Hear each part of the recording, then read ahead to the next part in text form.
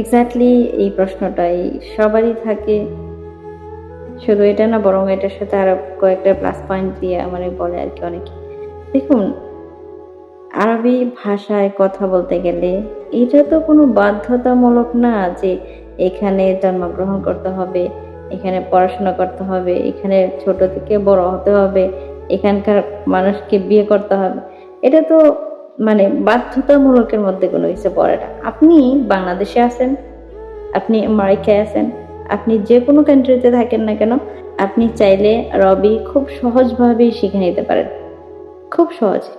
কারণ আপনি যেরকমটা ইচ্ছে করে ইংরেজি শিখেন, ইচ্ছে করে উর্দু শিখেন, হিন্দি শিখেন, তাই না? ঠিক এরকমভাবে যদি আপনি ইচ্ছে করেন তাহলে আরবিটাও আপনি অবশ্যই শিখতে পারবেন ইনশাআল্লাহ। তো যে কথা বলতেছিলাম যে এই প্রশ্নগুলো অনেকেই করে থাকেন। ফার্স্ট অফ অল আমি যদি বি অনেস্ট একদম গাইজ, আজকে সত্যি কথা বলে দেব, একদম মানে মনের কথাটা বলতেছি। দেখুন, আমি বাংলাদেশের সন্তান। আই রিপিট এগেন, আমি বাংলাদেশের সন্তান। আমার সেই পিচ্ছি একটা বাচ্চা থেকে প্রায় 15 বছর অব্দি হওয়া আমি বাংলাদেশেই ছিলাম, ঠিক আছে? দেখুন, আমি সেই ছোট থেকে বড় হয়েছি কোথায়? বাংলাদেশে। তারপরে আমি কি এখন এখানে পড়াশোনা করি? জানি এতটা আপনাদের কাছে আর কি এতটা মনে হয়, বাট আমার কাছে খুবই ক্ষুদ্র বা অল্প মনে হয়। আমি কি এখানে পড়াশোনা করি যার জন্য অতটুকু আরবি জানি বা বলতে পারি? কি মনে হয় আপনার? আমি শিক্ষিত, হ্যাঁ? মাদ্রাসায় পড়াশোনা করি? অবশ্যই না। গাইজ, আপনাদের এই ধারণাটাও ভুল যে আমি এখানে পড়াশোনা করি, তাও মাদ্রাসায়। আমি অ্যাকচুয়ালি এখানে কোনো রকম পড়াশোনা করি না, মাদ্রাসায়ও না। আমি বাংলাদেশে থাকতেও মাদ্রাসায় পড়াশোনা করিনি। এটা আপনাদের একটা ভুল ধারণা যে হয়তো আমি মাদ্রাসার স্টুডেন্ট। আসলে না, আমি মাদ্রাসার কোনো ছাত্রী না। তারপরে আমার হাজব্যান্ড কি এখানে থাকেন? মানে আমি কি এখানকার কোনো মানুষকে বিয়ে করছি? এটাও একদমই না। মানে এটা প্রথমে বলছিলাম যে ভাষা শেখার ক্ষেত্রে এটা কোনো রকম বাধ্যতামূলক না যে আপনি ওইখানকার একটা মানুষকে বিয়ে করতে হবে, দেন আপনাকে শিখতে হবে। ওইটা আসলে the matter is not like that.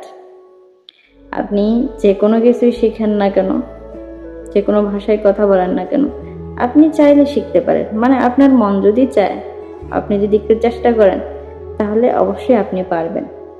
তো এজন্য আমার একটা ইচ্ছা, আমি আরবিতে কথা বলবো, আমি চেষ্টা করতেছি।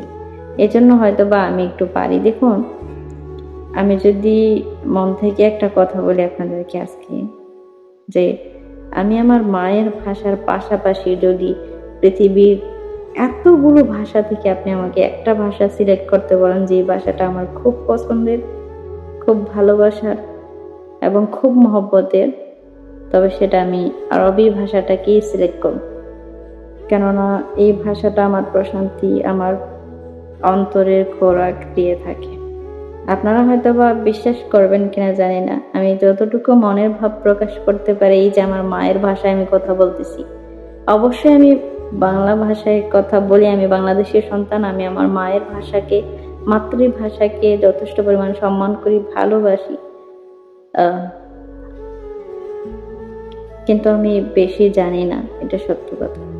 আপনি যদি আমাকে প্রশ্ন করেন যে আপনি প্রপারলি কতটুকু বাংলা জানেন, তাহলে আমি আপনাকে বি অনেস্ট একদম তাকরিবান 50% এটা বলতে পারো। শুধুমাত্র অর্ধেক আমি জানি বলে দাবি করতে পারবো। কেননা এমন অনেক লাইন আছে, এমন অনেক ওয়ার্ড আছে যেগুলো আমার পক্ষে বোঝা বা আমি কোনোদিন শুনছি বা আমি জানি, এটা দ্যাটস ইম্পসিবল ফর মি। আমি এটা কোনোভাবেই স্বীকার করি না যে আমি ফুললি বাংলা জানি। তবে হ্যাঁ, অবশ্যই আমি বাংলা ভাষাকে সম্মান করি। আমি আমার মায়ের ভাষার চাইতেও বেশি, অনেকের হয়তো বা এই কথাটা খারাপ লাগতে পারে যে মায়ের ভাষার চেয়ে বেশি কি অন্য কেউ অন্যান্য ভাষাগুলোকে কি আপন মনে করে? আমি আরবি ভাষাটাকে এতটা ভালোবাসি, এতটা সম্মান করি, এতটা আপন ভাবি, যেই আপন ভাবাটা, যে সম্মানটা, যে ভালোবাসাটা, ওটা আমি আর অন্য কোনো ভাষাকে বাসি না, সত্য কথা। তো গাইস, এই কথাটা থেকে আবার কেউ খারাপ কিছু মনে করবেন না। দেখুন, আরবি এমন একটা ভাষা যেটা আল্লাহ পাক কোরআনের মধ্যে ওই ভাষাটাই কিন্তু প্রকাশ করছেন। পৃথিবীর অন্য কোনো ভাষায় কোরআনের মধ্যে কোনো কিছু ট্রান্সলেট করা নাই, আপনারা জানেন। এবং এই কথাটা জানি না হয়তো বা সবার কাছে কেমন লাগে বা কিভাবে নেন আপনারা বা আমরা। এখন যে দুনিয়ার বুকে বেঁচে আছি, কত রকম ভাষা ইউজ করতেছি, হাজার হাজার শত শত ভাষা আছে। এইসব ভাষার কোনো দাম নাই, কোনো মূল্য নাই। হয়তোবা আমরা এখন বেঁচে থাকতে ভাষাগুলো ইউজ করতে লাগতেছে, কিন্তু আমাদের আরেকটা জীবন আছে। যারা ইসলাম ধর্মে বিশ্বাসী তারা এই কথাটা অবশ্যই বিশ্বাস করবেন, মানবে, যেটাকে বলা হয় দুনিয়ার পরের জীবন, অর্থাৎ আখেরাতের জীবন। ওইখানে আমরা কোন রকম ভাষায় যে এত কিছু, বাংলা, ইংরেজি, হ্যাঁ, উর্দু, হিন্দি, ফ্রান্সি, ওইটা সেটা কত কি, এগুলো কোনো কিছুই থাকবে না। একটা ভাষাই থাকবে আমাদের মরণের পরে, সেটা কি থাকবে? আরবি। তো আপনি এখন এটাতে কি বলুন যে আমি আরবি ভাষাটাকে কেনই বা ভালোবাসবো না? আর আমি ভালোবাসি, এটা আমার কেনই বা অন্যায় হবে, তাই না? আর আমি এক্স্যাক্টলি এই কারণেই আরবি ভাষাটাকে সবচেয়ে বেশি ভালোবাসি, যেহেতু আমাদের কোরআনের ভাষা আরবি এবং দুনিয়ার পরের জীবন, আখিরাতের জীবন পুরোটাই আমাদের একটা ভাষার উপরেই থাকবে, সেটা হলো আরবি। তো বেসিক্যালি আমার এই কারণগুলো থেকে আরবি ভালো লাগা, ভালোবাসা, প্রশান্তিময় আমি মনে করি। আরও অনেক কারণ আছে, বাট ওগুলা বলবো না আর কি, সিক্রেট রয়ে গেল। আচ্ছা, তো গাইজ, অনেক কথা বলে ফেলছি আমার নিজের সম্পর্কে। আপনাদের হয়তো বা কিছু একটা ভুল ধারণা ছিল।